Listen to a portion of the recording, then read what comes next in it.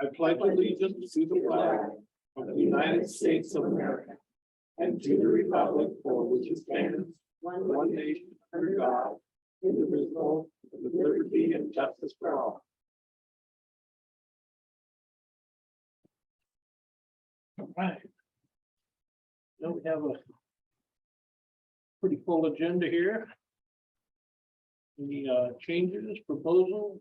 I do have one deletion actually, which is the opposite of what I usually ask for.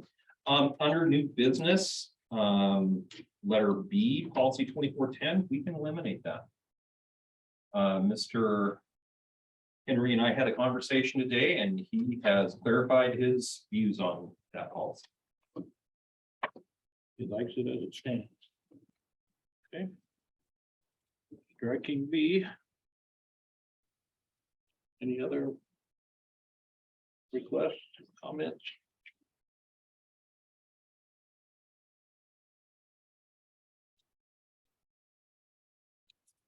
I'll move to approve today's agenda. I'll second. Okay, it's moved and seconded. All those in favor? Aye. Aye. Aye. Motion passes. Delegations, Mr. Peterson. Not a formal delegation necessarily, but I do want to commend a couple of people in the audience tonight. As the board is aware, we had a situation on a bus a couple weeks ago. And I just wanted to recognize Mr. Castillo and Mr. Adamson for the level of response that was taken to make sure our kids were safe. Must be noted as well, our drivers did everything they were supposed to do correctly.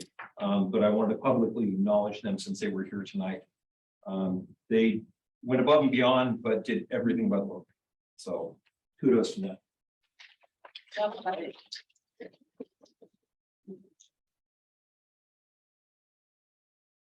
Good to the gentleman. Okay, we'll move on to the proposed consent agenda.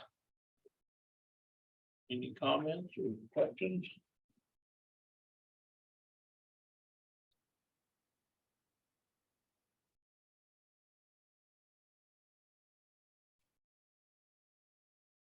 Okay, I will move to approve the proposed consent agenda. I'll second it. Okay, moved and seconded. All those in favor? Aye. Aye. Okay. Pass that one. On to public comments. We have electronic comments. Public comments. Speakers in the house. Okay. And we'll move on to director reports. First, Mr. Smith. Mr. Smith was unavailable this evening. Right, then with Mr. Castillo. Good evening, everyone. Nice to see you all. Just some real quick updates. First on ECAP, glad to report we're fully enrolled. I'm happy about that. This year we had the opportunity to be part of the Bend City Days. We have the district table. I wasn't able to be there personally, but I had a couple staff members there. So just getting the word out along with the elementary about our early learning program. So just getting the word out. So that I think helped because we started the school year fully enrolled, which is awesome. I love that. Also, we had this summer, we're still working on the parts of this, but there's some facilities update to the ECAP facility. We did some upgrades to the HVAC system, that ancient system that you're aware of. There's a few others that one of which it was there. So we had the funds and the availability to go ahead and update that. So that's a huge plus. I'm sure Rob's loving that. Now focuses attention on. Playground, we got our concrete underneath our swing set and a large portion of the playground laid. It's already set. I'm just waiting to have the big rubber foam installed on top of that so the kids can use the swing and the other toys. So we're excited to get that done. And the kids are excited too. They're tired of playing with the rocks. They want the swings back. Safety, security, I appreciate those of you that were able to, I know it's kind of hard to make some of these trainings sometimes, but I appreciate those of you that were able to attend some of our training in August. That was fun to see you guys there, and fun to kind of see what they put us through in some of the training, so it's fun, but stressful at the same time, which is what it's intended to do, so. We were able to gap train new staff on the 18th. Bus drivers also got some gap training, transportation on the 18th, and then that evening was the CERT team's scenario training inside. We were glad that Benton County was in to train us on active shooter on the 23rd of August. And then up and coming for the CERT team will be the 28th will be a field training. And then we'll have 2 more indoor winter trainings. And then a spring and a June field training. That's what we have yet to schedule. So I'll just keep you posted on when those come, especially the indoor ones. We take advantage of the cold weather to go indoors and do some of that work. So I'll keep you posted on those days as we decide those. Clock hours between August 18th and 29th, we were able to offer 16 trainings, so a total of 58 clock hours. So depending on your grade level, staff could get anywhere from 60 to 20 clock hours during that handful of days before school started. 21st century, we got 54 students registered right now. We appreciate, I wanted to publicly acknowledge to Mr. C and Mrs. Wolf at the elementary school are always, they're awesome. They allow us to use their classrooms. We always do our best to keep it as we, test it, but you know how it is. It doesn't always end up that way, but they're awesome reports about it. So we appreciate their cooperation. There's a family engagement night, Tuesday, October 18th. I appreciate Mr. Peterson sending out the flyer to that. But 21st Century is partnering with community outreach and the Coalition for a Healthy Benton City. So from 5:30 to 8 p.m. Tuesday the 18th, it's down at the community center, and they'll have pumpkin decorating, costume contests, some face painting, things like that, some fun things for kids to do. And tonight the kids were working on decorating boxes that the coordinator will put out around town to get candy donations for the event. So makes it fun for kids as well. So that's all I got. Any questions? Okay, awesome. Thank you. Sounds good. Hey, Mr. Adamson. Good evening, everybody. Not a ton to report on, but I'll just hit on some basics. Transportation are most very good shape. Fuel prices are obviously extremely high. So we're just purchasing minimum on our fuel right now. 2,000 gallons roughly at a time. It was great when we had the big tanks and prices were going through the roof and we already had our 10,000 gallon supply, but obviously, we're just not going to jump into a bunch of fuel this time. It doesn't cost us any more to get it in small quantities. We're going to continue to do that until further down the road. So hopefully that turns around. We got a couple potential bus driver trainees, which is good. That'll be a good addition. And Richland, they're wanting to do a co-op. What we do is we share their drive trainer, and they want to continue that. And we've actually sat down and chatted with that, and we've just got some structure together. They've been gracious and providing the service for us for about 6 months now. So what we do, we handle behind the wheel.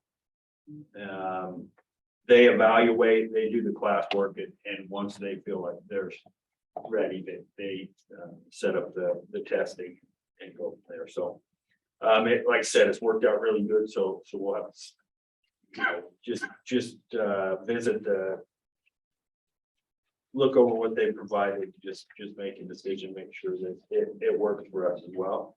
OSPI has a new STARS funding program.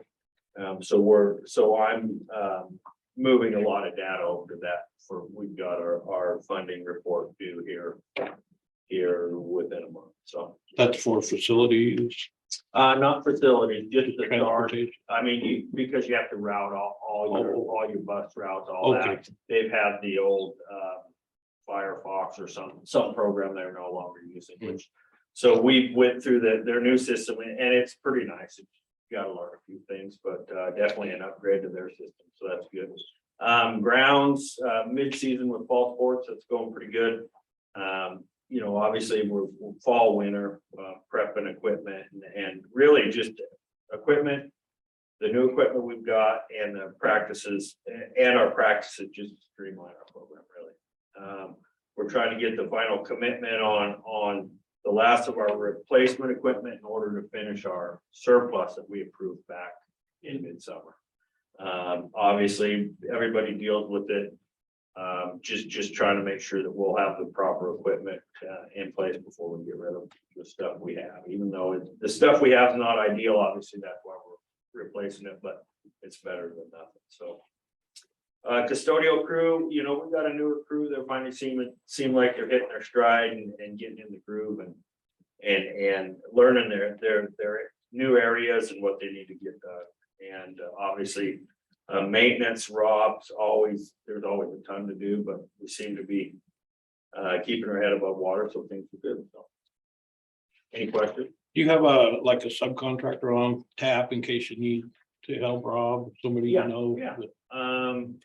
Yeah, and we do once in a while with a few of the high school projects, you know, we save money by troubleshooting that stuff Right. ourselves, but honestly, the chiller, you know, it's pretty rare, but once in a while we do have to call in some support. You know.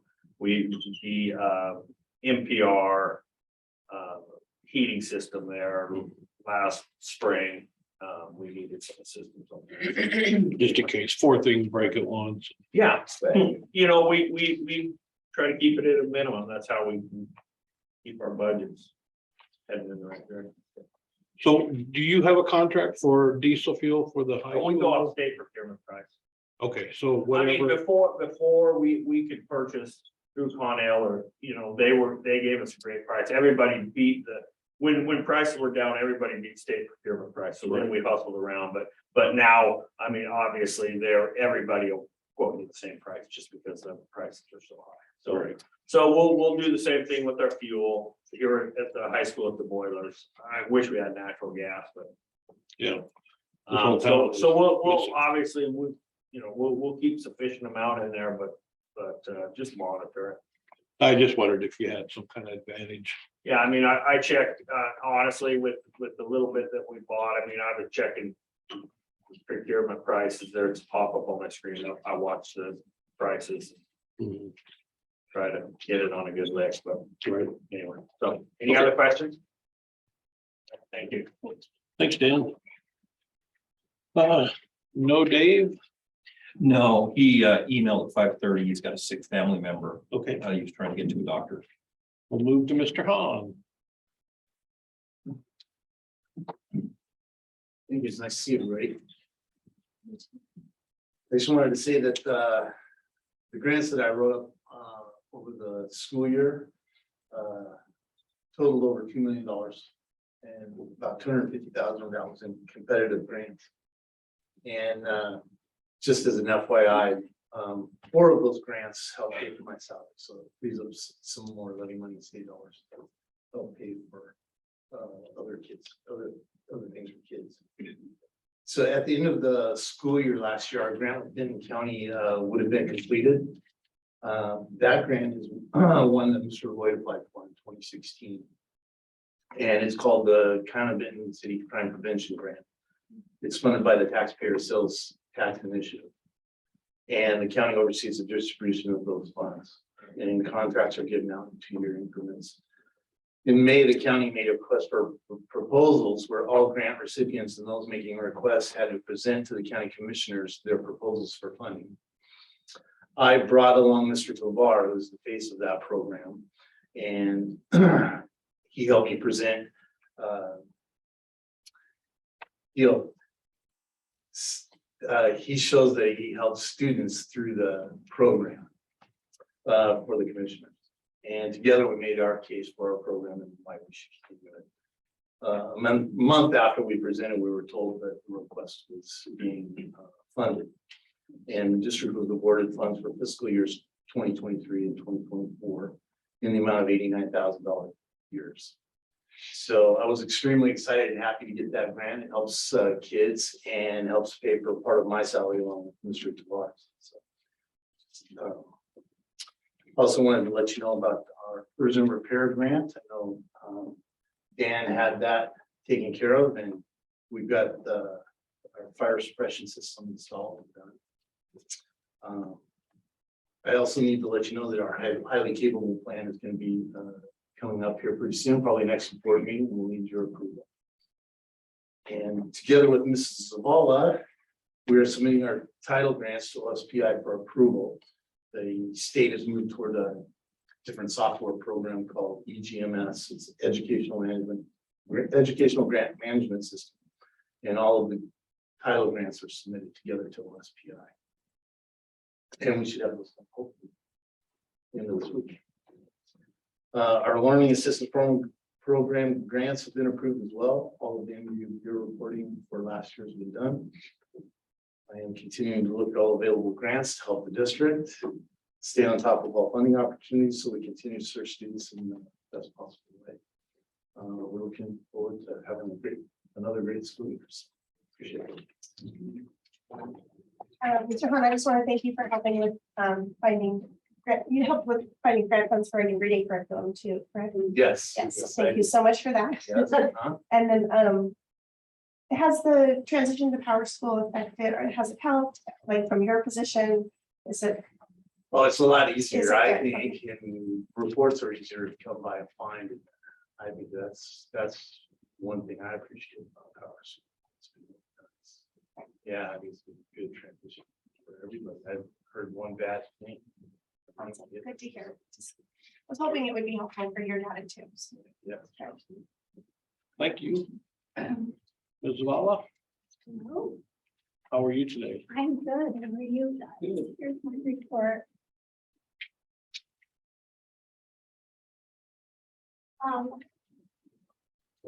Want to start off with special ed.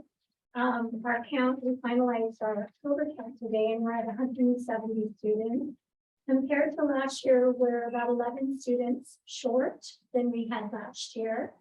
But we did add a 0.5 speech therapist because our speech caseload has increased so much. We're over 70 students for speech, and both of our therapists are online. They do come on campus 1 week a month. They're based out of Oregon, so that is nice so that they can come and do the evaluations, meet with parents if they need to, and then also support our speech assistants that are working in the program. We have our district inclusion team grant that is within special education. This is our 3rd year, so we have a group of 15 team members in the district that participate in ongoing scheduled training. There is this year, they've added training for the board members. So there you have access to 3 1-hour trainings, and actually one is tomorrow. The 3rd one is tomorrow, but they're all recorded. And I will make sure that you get the link in the event that you want to look at those and see what we're working on in terms of UDL, it's Universal Design for Learning, MTSS, which is that multi-tiered system of support, so that you get an idea of the systems that we're working on with our staff. Our goal each year, we have to do a goal, or what they call a theory of action. And our goal is that we're going to complete a district and individual building data dive to utilize our district data to begin setting up and implementing student interventions for reading and math. So since we got our math universal screening, we're using that K-12, I believe. So we have those benchmark tests. So now's the time to look at our data. What's our data telling us, along with our SBAC data, and seeing what are the math interventions or reading interventions that our data is telling us that our students need. In terms of inclusion for elementary, what they're starting this year is called a Walk to Read. And that grouping or style of teaching has been around for a while. Basically, at the grade level, the grade level teachers look at data, and then they place their students in reading groups based on that data. And at reading time, the students go to their instructional leader. It might be a paraeducator, it might be a teacher, it might be a special ed teacher. So that's why it's noted as an inclusion model, because our special ed teacher and our special ed paraeducator becomes part of that mix. So it makes for smaller groups. And they're working to begin that. It's actually going to be kinder through 5th grade. With middle and high school, our inclusion is done through co-teaching. So we actually have a special education teacher and a general education teacher in English working together in the general ed classroom to support our special education students that are in there. And really, they're supporting all. It's just an opportunity to have smaller groups, more staff working with students. In the middle school, they also do some co-teaching with math. We have again our consultant, Pedro Nelson, who comes monthly, and she observes those co-teaching classrooms and then provides them feedback on what she's seeing, and also provides them with new information if they have any questions about the co-teaching model. Any questions about that?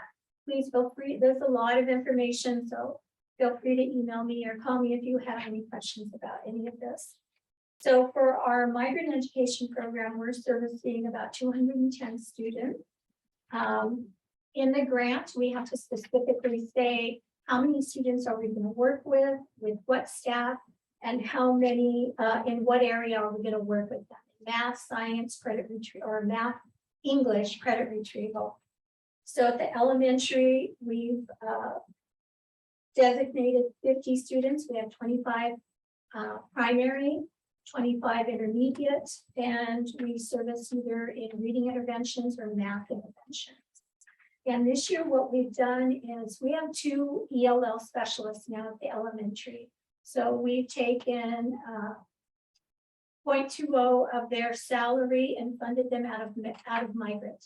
So they have a schedule where an hour each day, the teachers, certified teachers, are going into the classroom and working with these students. We also have a 1 para funded out of migrant at the elementary that goes in and also supports. But the goal is always to have certified teachers versus a paraeducator going in and supporting those students. At the high school, we do credit retrieval, which is a PASS program. And throughout the year, we support about 25 students, with migrant students, with updating their credits. And then at the middle school and high school, we have a certified teacher supporting the students, selected migrant students for math. And that's an hour, 3 days a week. Part of migrant is we get a list of students that are called out of school youth. Those students are usually students that have dropped out, but they're still in our Benton City area. They were Benton City students or students that came from somewhere else, anywhere between 18 and 21. So with that list, we make phone calls, we find out if they want to come back to school and share with them the opportunities that they have through GED. We have our open doors, and we also bring them back in for pass packets. And we got last year, we called in, I think there were 4 students on the list, 2 came and 2 graduated last year. So it really is well accepted from the students and from the parents when we call and ask them to come back to school. The other group of students are our migrant students that are age 3 through 5 that are not in our preschool programs. So we call them, let them know what we have. We're so fortunate here. We have ECAP, Head Start, TK. And we give them the information to come in and get registered for one of those programs. We have a parent advisory council with migrants that we're required to have. We have 6 parents that participate in that. We meet 3 times a year and we're required to have a meeting to plan the program, to talk about the implementation of the program, and then to evaluate the program at the end of the year. And speaking about grants, our target grants, we have extra funding coming to each building, the elementary, middle, and high school, and also to our district. It's between $25,000 and $30,000 each building and our district. And we get those funds because of our ELL students. We haven't made the gains that we should be making with our ELL students. And that's why we get those funds. So this is the 4th year that I've been working with Wade with these grants. And we have a pretty systematic way of spending it. So we have our ESD consultant, Jennifer Cowgill, that come every year. She does training for elementary and then training for middle school and high school on our Wednesday early release days. There's about 5 or 6 days throughout the school year that she works to support ELD training for them. We, let me see, what else do we have here? She provides observation and feedback with the principal. We're doing a training called Thinking Maps for elementary. And so that's what we've been working on for the last 2 years with them. And if you read through here on number 3, that really gives you a good picture of what our budget is spent on for each of those buildings. And like I said, it's about $25,000 to $30,000 each year that we have to spend. But there is a deadline. It needs to be spent by June 30th. When it's not spent, it goes back to the state. So we work hard to spend the funds on our students and any materials, anything that we need for English language development. This is our last year of our dual language grant. This is a planning grant. And again, those funds need to be spent by the end of June this year. We again have our consultant, Catherine Carrison, coming and helping us complete our dual language framework. And our first meeting for the year is going to be Wednesday, October 19th. Those meetings happen from 3 to 5. And we're going to have 5 meetings this year. So I believe I sent all the meetings out, the meeting dates out. And if any of you are welcome to come for one meeting or for all of the meetings. But we really have a committed group of staff working on that plan. Our goal is to get it going next year with preschool. You never know, we may need to plan another year, but our goal is to get it started. And then again, I put the bullets for all of those grants so that you can see what we've already allocated the grants for, what we put in the grant that we're going to spend that money on. So if you have any questions, please email me or give me a call. I did have one question. Is Walk to Read, is that RTI or is it? It is a form of RTI because the grade level look at the data and they group the students by instructional reading level. And that's why the reason it's an inclusion strategy as well is because we no longer will, let's say a special education second grader qualifies for reading. They don't go to a special ed reading class. They're in the RTI, they're in a Walk to Read group with their peers, but they are grouped at their instructional level. Well, I'm really glad to see that Kinder gets to participate in that because they haven't had the RTI in the past, right? Right. So that would be Yeah, one way it's that gonna be, they it's get gonna be that. exciting for our Kinder group. Thank you very much. Okay, well, we'll move forward into unfinished business. Facility use update. Drew, you're up. Okay, so last time we talked about new facility use rates and I gave you guys a sheet and you guys kind of wanted to have an impact statement on our groups that use it the most. So I took a look at our AAU, our club volleyball and the hardcore wrestling programs in particular. I pulled all the invoices from last year. And then if they use that, the facility is the same as they do for this year, what the rate impact would have on them. I kind of gave you guys some numbers, cost difference. Are there any questions? Looks like AAU takes a big hit. Yep, and I think the biggest hit is on the days that they're hosting and they're taking in money. They're charging for admission, they have concessions. Their practice rates aren't going up at all. It's still the dollar. Okay. let's see. But again, the point of raising the rates was not to make money, it's to break even. Cover our costs, so.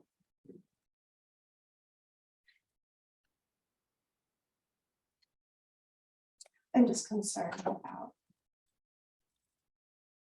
what this will do to some of our club ball. I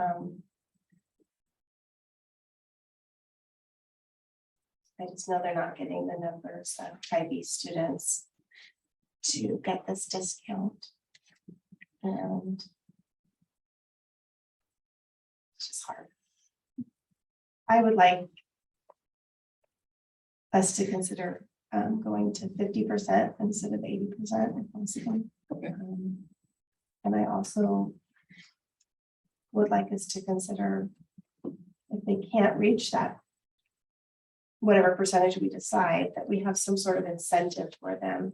So it's like you can get 30% or you can get 40%, and we could take a bit off, you know, so they Sliding could scale. adjust their Okay. fees and say, okay, Kybe kids, this would be your fee, but if you are not a Kybe kid, I mean, it'd be up to the coaches in their program, how they wanted to handle it, but that's kind of what I would. It would be an option. For them. If you're not a Kybe kid, this would be the rate, and that's because our Kybe families are paying levy dollars and so. That's what I would propose as an idea.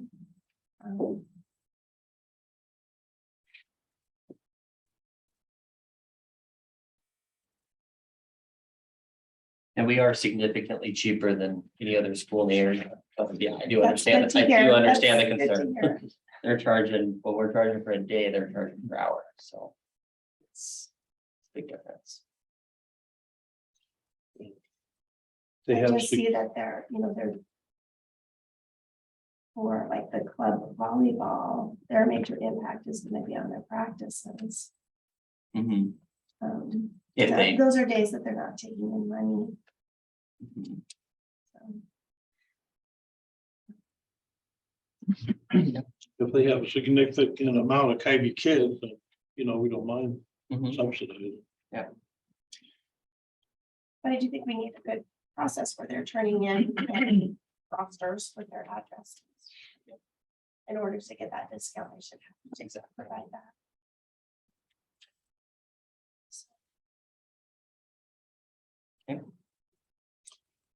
One, Does that- one, I mean, cost wise, is that could be a huge impact on us?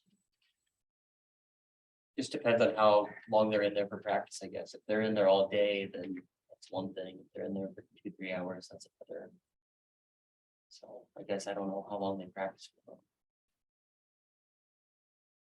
You know, we don't have an hourly rate, it's just per Yeah. day. I think it would be easy for us to develop a sliding scale type that you're talking about, Julie.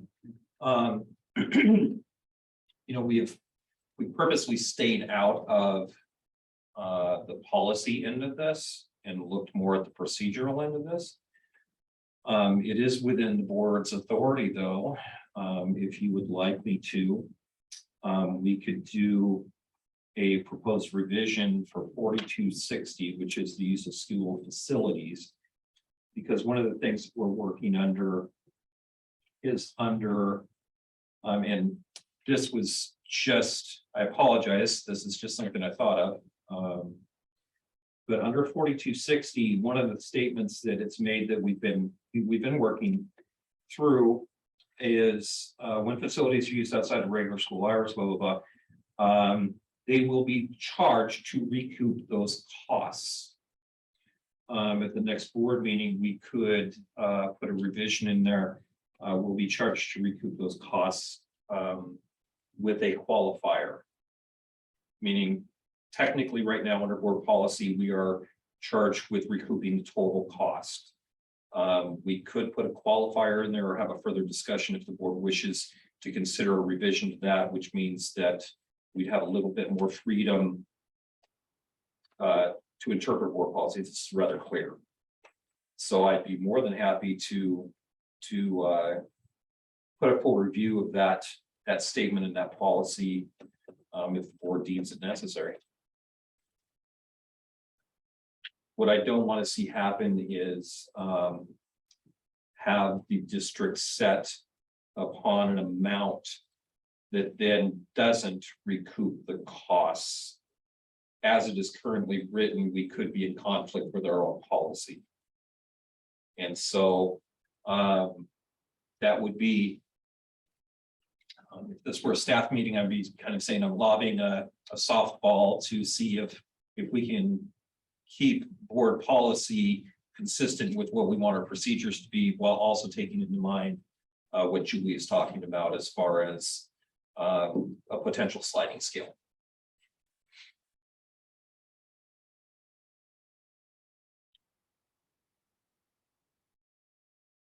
So that's in our policy, not our procedure.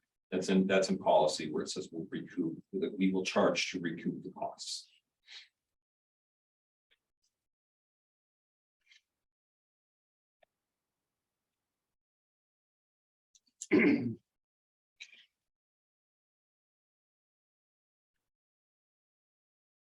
Well, any more discussion, any thoughts?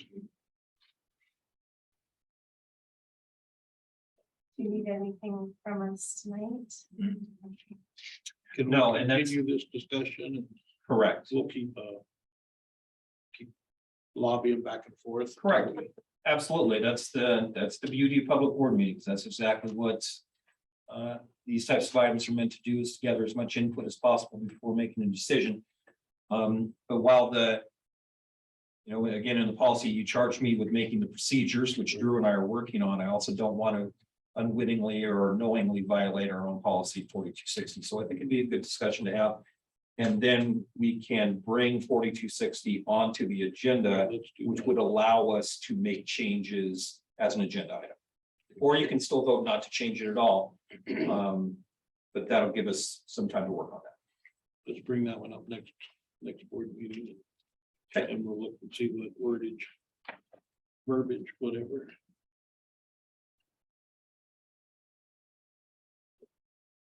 Not trying to shoot you down, No. just trying to We're help out. working collaboratively, Exactly. Mr. Rob.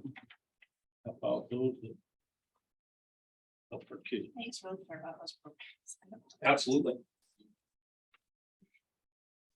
Okay, so any other questions, comments? We'll move on to workshop date and time update. I just wanted to verify with the board. We have tentatively scheduled October 28th for our board workshop around our curriculum adoption process and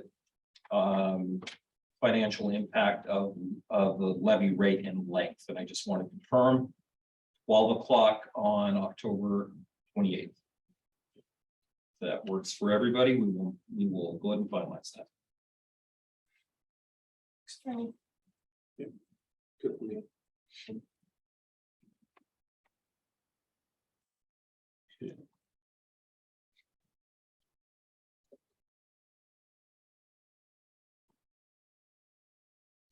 Sorry, No, sure you're fine. get it in here while I can. And we'll send an invite out too. Okay, then we'll move on to levy update. Yeah, just wanted to give you a quick update. We had our regular community council meeting last Monday. We have our Spanish Community Council meeting tomorrow night. Just based on interaction with folks at the community council from last Monday. There was definitely not any definitive. We had folks both in favor of a 4-year and a 2-year with very good arguments on both sides. I think the consensus was that we definitely want to keep the rate at $1.50, the maximum. That didn't get any pushback whatsoever, but and there really wasn't any pushback regarding either of the two levy lengths, simply that we had a split vote or a split consensus or no consensus with a split vote. So again, we're going to keep holding these types of meetings prior to our final meeting on the 28th to try and discern where the public really is on this. Did you broach any capital levy type talk or? Not at that point. Okay. Figure we'll take care of the operations and maintenance portions first, and then go down that road. Excuse me. So we'll work on that on our workshop. Yeah, and you'll get another update though on the board meeting on the 24th. Okay, then we'll move on to policy 4040P, the update there. And this is an FYI as much as anything. But it goes to show you that sometimes things slip by through no intention of our own. But one of the things I'm bringing this up for is the practice that we have had in the past few years, and we will continue to find examples where this occurs, but due to a change in personnel, it impacted a board policy procedure. Because in our procedure, we had named a specific individual by name in our procedure as being the person responsible for public records requests. So when Drew happened to be doing a deep dive into some past emails, looking for something else, he found the public records request. He then answered the person that we had received it, that we would be processing it. But as we were talking, we just decided that in the future, we need to put the title of the person under any policy or procedure that we do where those types of responsibilities are laid out. And then preferably with a link to that person, whoever that person is in whichever role from our website, so that they can quickly click and it will take them to the updated person for that. So thanks to Drew for finding that first. It was purely happenstance, but that still also means that kept us within the timeframes of the requirements of the law when getting a request. So mainly just a update that we're going to double down on the efforts that whenever there are personnel changes, not only at the district level, but building level, we need to be mindful of any policies and procedures that also need to reflect those changes. So you're gonna go ahead and make that change? We've already made that change, yes.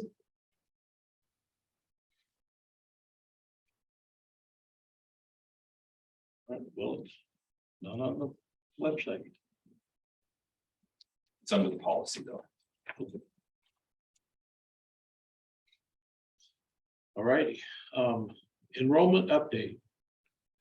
So, these numbers keep going up, which is good. I have an unofficial October count of 1408 for the district, and I say unofficial because Rosario is going to be working on the official one.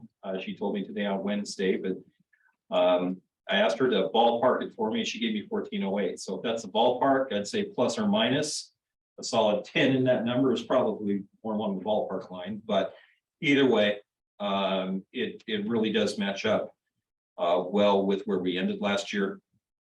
So I'm in a good spot with that number. We've really attempted to clean up any of our out of district transfers. As the board knows, if you are an out of district transfer and you don't have an approved form, we don't get to count you. We've been aware of 2 students that are in that predicament, but that's down significantly from last year. We've just taken it a lot more seriously about making sure that our paperwork is in place so we can make the claim on the students. So hats off to Rosario for what she's doing. We'll have an official count then, and as soon as that official count comes through, we'll submit the D1 form and away we go with our request for that grant. It's dependent on that. Okay. And if, of course, enrollment in the next 2 days takes a sudden leap outside of those parameters, I will let the board know by email. Board update. Big family could move in any day. And quite frankly, it's not a long shot. Okay, board comments.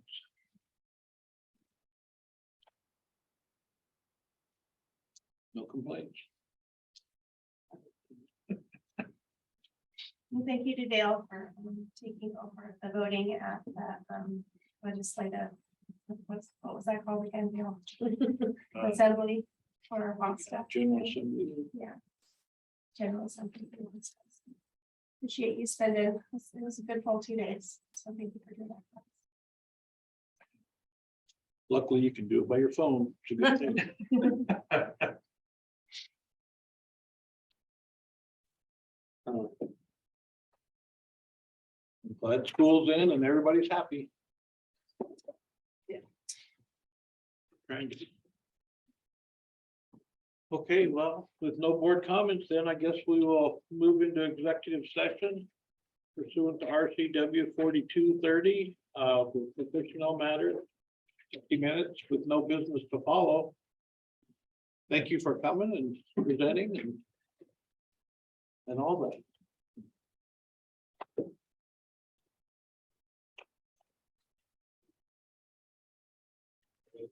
Thanks, Dan. Thanks, Bernardo. Thanks, Megan. Yeah, thank you.